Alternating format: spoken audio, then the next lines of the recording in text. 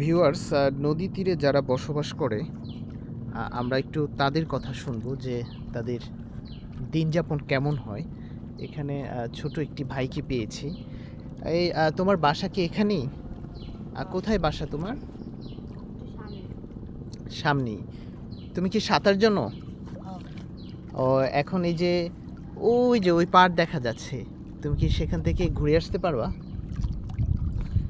অত সাঁতার জানো না? না জানি, কিন্তু যাওয়ার সাহস নেই।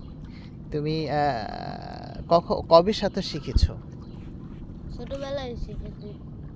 ছোটবেলায় শিখেছো। এখানে আরেকটা ছোট ভাইকে দেখতে পাচ্ছি। এই, তুমি কি সাঁতার জানো? ও সাঁতার জানে? অল্প অল্প। অল্প অল্প সাঁতার জানে না? তুমি কোন ক্লাসে পড়ো? 6-এ পড়ো। এই নদী থেকে কি কখনো মাছ ধরেছো? কি মাছ ধরেছো?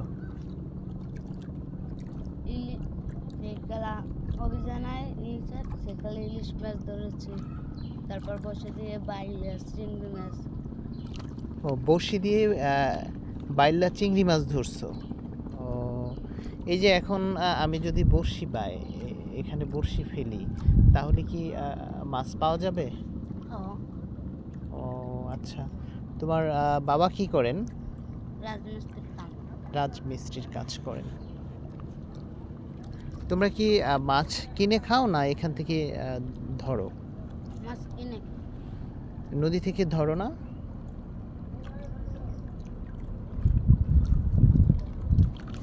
এই নদীর মানে তীরে থাকতে কেমন লাগে? যে এখানে তোমাদের বাড়ি, সবসময় মানে পানি দেখি বড় হচ্ছ, এই পানি ভালো লাগে?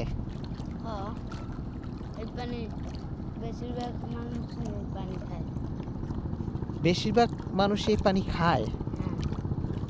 ও আচ্ছা। এই পানি কি তোমাদের কি বাসায় কল নাই পানির? আছে।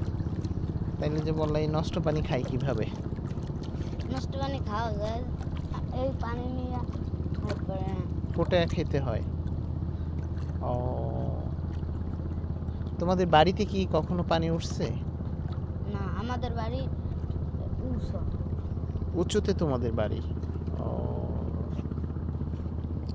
তোমরা কি যে যখন গোসল টোসল করো, তোমরা কি এই নদীতেই গোসল করো? ও,